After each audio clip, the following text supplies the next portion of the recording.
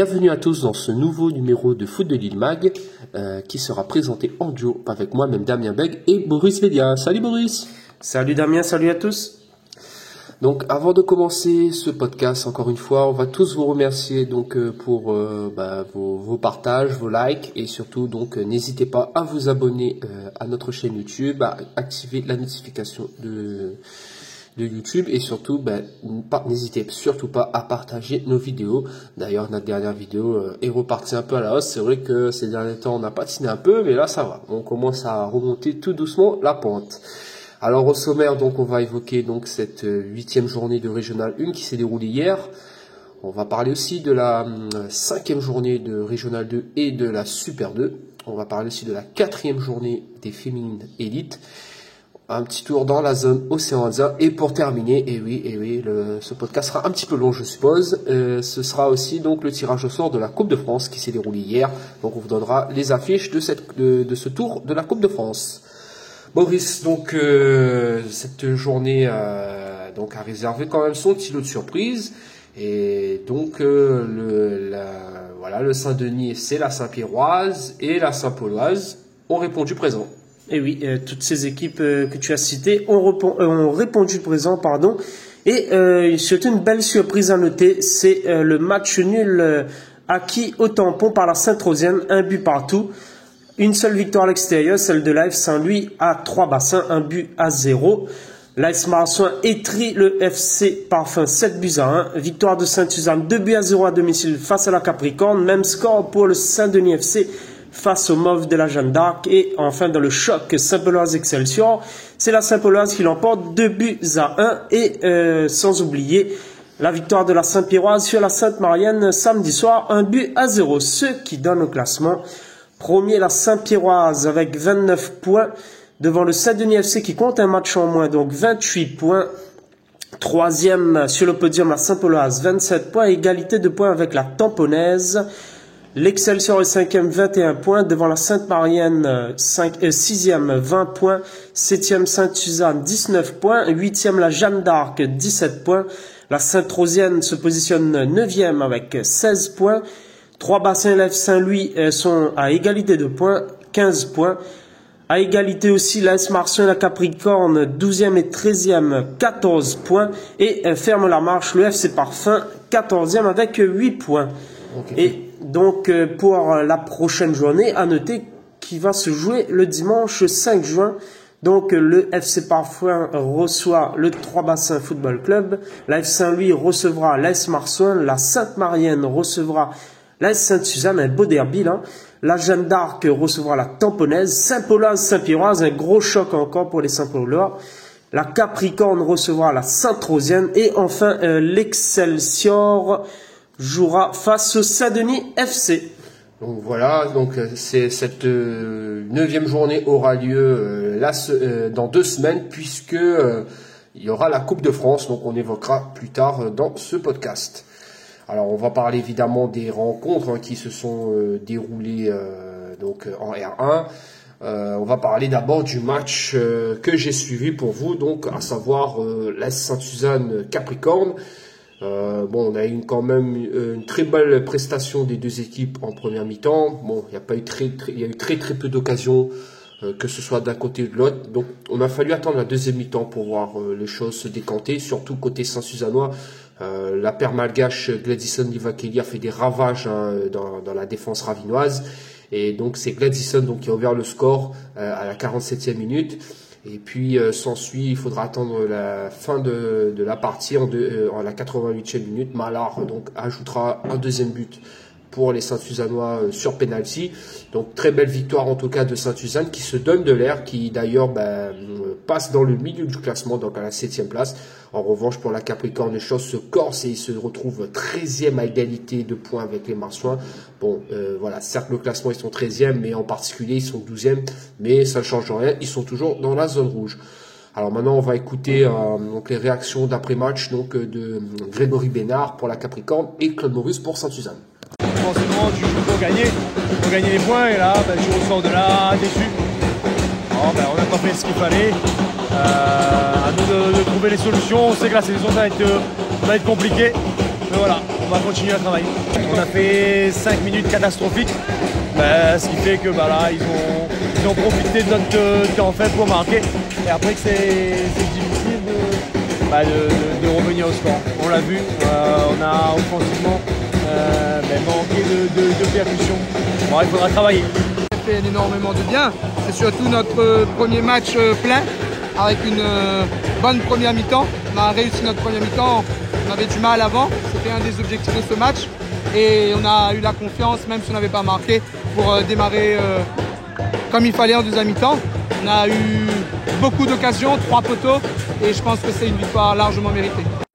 Donc voilà, moi j'ai suivi pour ma part le match 3 Bassins FC à Saint-Louis. C'était un match vraiment plutôt équilibré en première période, donc qui s'est terminé à la pause sur le score de 0-0, et il fallait pas arriver en retard de cette seconde période puisque Damien Sigismond, sur une frappe complètement anodine, a trompé la vigilance de Ludovic Grondin.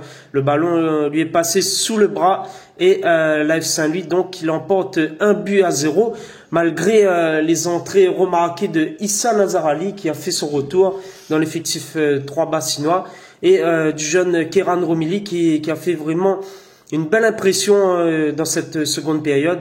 Et aussi DPI qui en vain n'a pas marqué cette fois-ci.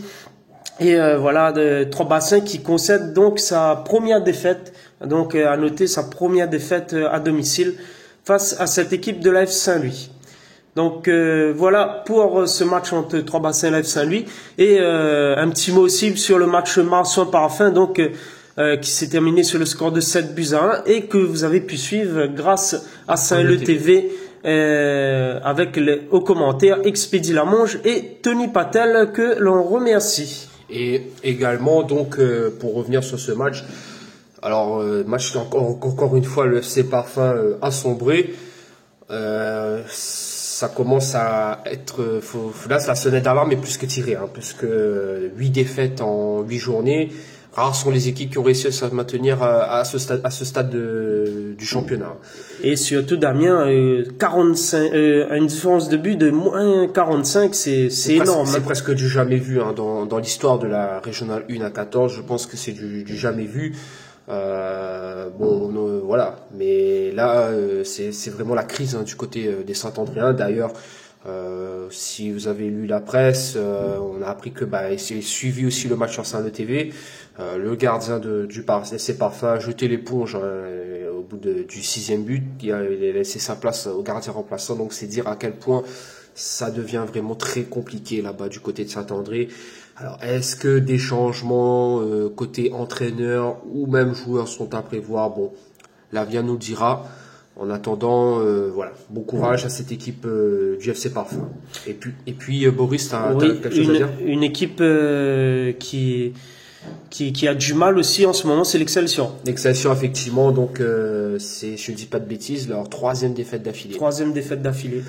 Pour une équipe qui quand même avait des ambitions assez hautes, 3 défaites. Bon, après c'est vrai que c'est face à des prétendants directs. Et donc là vraiment, malheureusement, l'écart s'est creusé entre l'Excelsior et le leader provisoire à la Saint-Pierroise, puisque je rappelle, Saint-Denis a encore un match à rejouer contre Sainte-Marie. 8 points d'écart, c'est vrai que là les points valent cher, et que là l'Excelsior maintenant n'a plus le droit à l'erreur, puisque là justement encore un autre prétendant sur sa route, le Saint-Denis FC. Donc s'ils veulent au moins espérer jouer le tableau, donc plus le droit à l'erreur face à Saint-Denis dans 2 semaines. Et puis pour terminer, donc on va parler aussi de la Saint-Rosienne, et oui, qui continue à son bon redressement. Donc un très beau match nul face à la Tampolaise, quand on sait que à Kléber-Picard il est très difficile d'y s'imposer.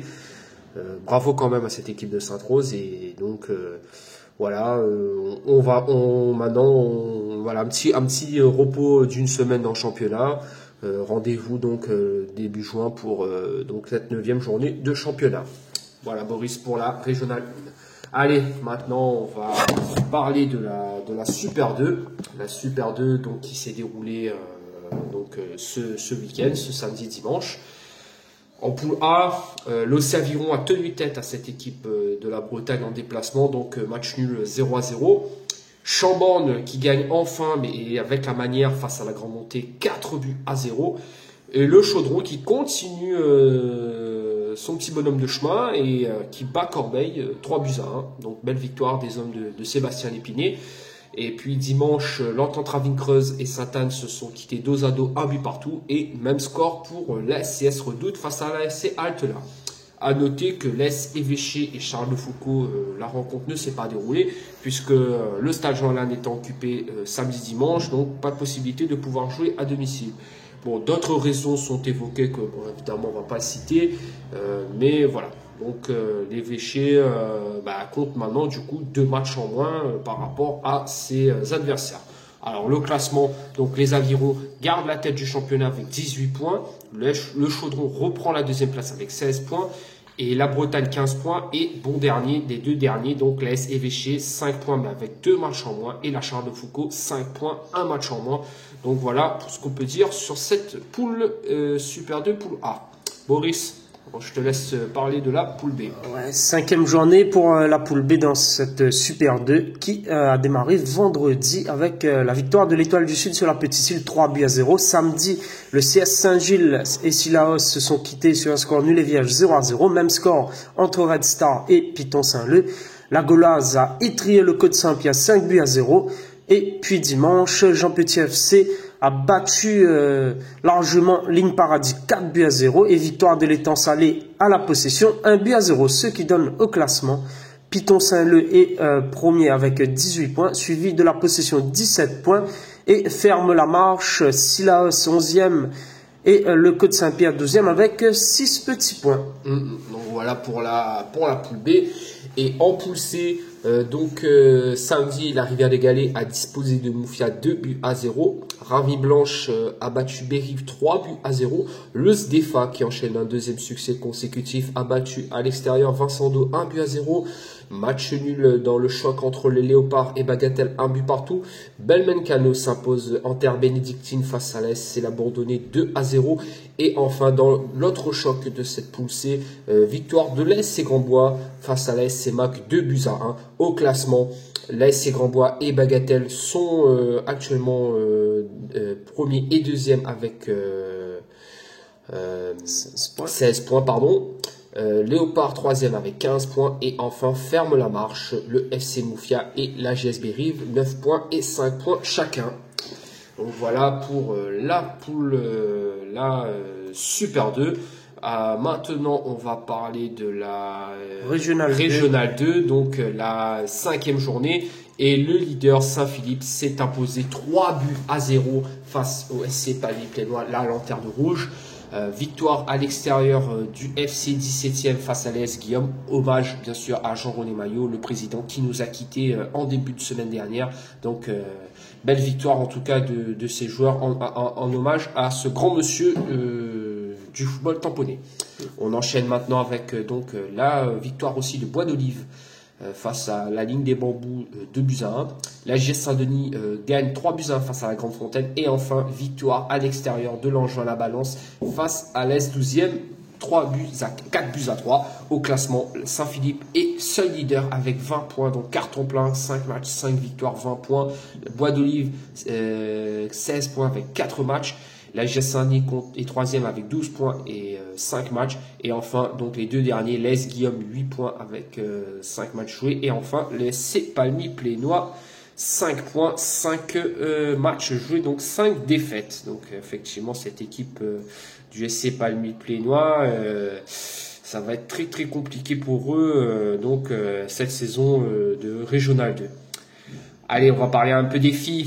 Les féminines, on a disputé la 4e journée, la féminine élite. En poule A, Saint-Pierroise s'est imposé 5-0 face à l'Est Sainte-Suzanne.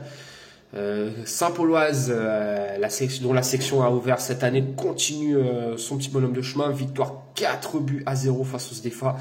Victoire à domicile de l'Éperon face à la Tamponnaise 5-2 et le match Saint-Louisienne AFFE a été reporté à une date ultérieure.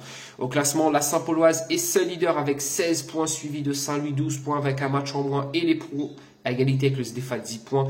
Et enfin ferme la marche Sainte-Suzanne 7e avec 4 points. Et la Tamponnaise 3 points, un match en moins.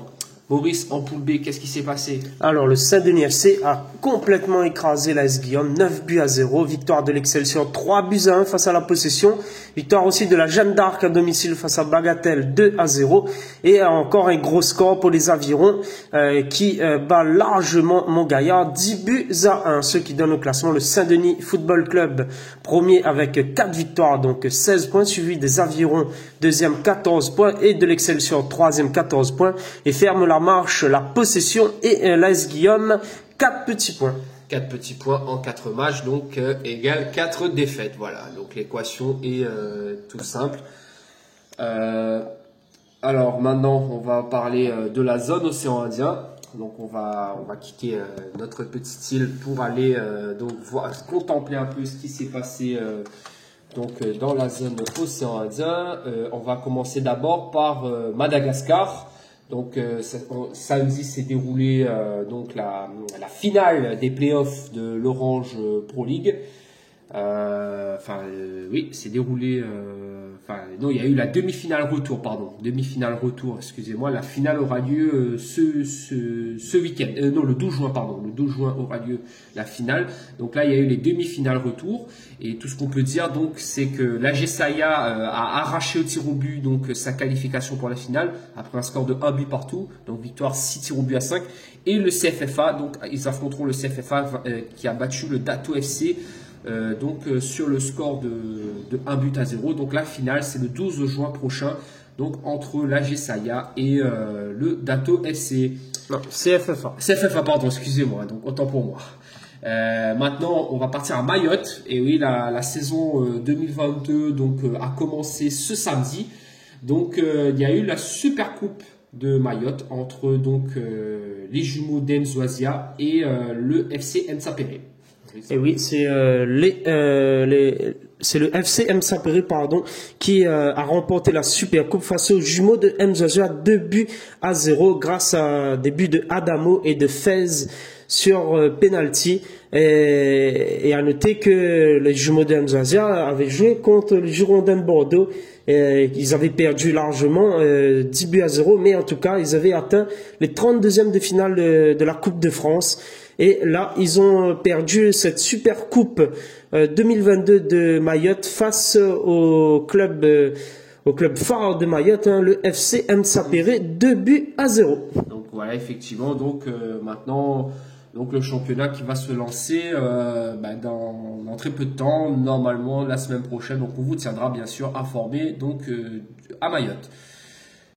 Alors, du coup, on va partir aux Seychelles avec la First Division League et la 9e journée en retard qui s'est disputée ce week-end avec la victoire des Foresters FC contre le leader Saint Michel United, donc 4-1. Saint John Bosco fait match nul face à Northern Dynamo 2-2. Red Star Saint-Louis 0-0 et le Real Madrid qui bat la Lanterne Rouge Bazar Brothers 1-0, ce qui donne au classement après 14 matchs joués. Saint-Michel United, malgré sa défaite, est première avec 34 points, suivi de Foresters FC 31 points. Saint-Louis est troisième, 24 points. Et ferme la marche les Bazar Brothers avec 2 petits points et 0 victoire au compteur. Voilà, donc c'est vrai qu'au Seychelles, on suit la méthode classique, donc pas de victoire, pas de points, tout simplement. Et voilà, donc avant de terminer ce podcast, on va vous parler de la Coupe de France. Et la prestigieuse Coupe de France va démarrer ce week-end. Alors, c'est vrai que beaucoup ont été surpris du tirage au sort, qu'il y a eu un tirage hier, parce que c'est vrai qu'il y avait on était en plein championnat, mais les clubs ont reçu par mail le tirage au sort du tour préliminaire. Et pour faire plus simple, 12 équipes de Super 2 auront cette chance de pouvoir essayer de faire un très beau parcours. Donc, pour faire un résumé en gros, les 4 premiers des 3 poules de Super 2 auront cette chance d'aller affronter des clubs de R1 et pourquoi pas espérer faire aller le plus loin possible et pourquoi pas aller en métropole si l'occasion se présente. Allez, on va vous donner donc les affiches de ce tour préliminaire. L'Étoile du Sud donc recevra la Capricorne. La Jeanne d'Arc jouera contre l'Entente Ravine-Creuse, donc les retrouvailles avec Briton. La SC Grandbois donc va affronter le FC Parfum. Trois-Bassins SC jouera contre le SC Chaudron. La S Red Star sera opposée à la Sainte-Rosienne. Les Léopards joueront contre la S Marsouin. Duel de Super 2 entre le Piton Saint-Leu et la Bretagne, anciens pensionnaires tous les deux de Régional 1 l'an dernier. L'OC Aviron affrontera l'SC Possession, encore un duel entre Super 2. La F Saint-Louis recevra le FC Bagatelle. Et enfin, la S Sainte-Suzanne donc jouera contre Vincent Dosport. Les matchs auront lieu donc ce week-end, donc le week-end du 28 et 29 juin. Et à noter enfin que toutes les équipes qui devaient disputer la Coupe de la Réunion, le 3e tour, les équipes de Super 2, donc verront leur match logiquement reporté pour une date ultérieure. Voilà, c'est tout pour ce podcast audio. Merci à tous de l'avoir suivi et on vous donne rendez-vous la semaine prochaine pour un nouveau podcast. Allez Boris, on nous retrouve. On nous retrouve, bonne soirée.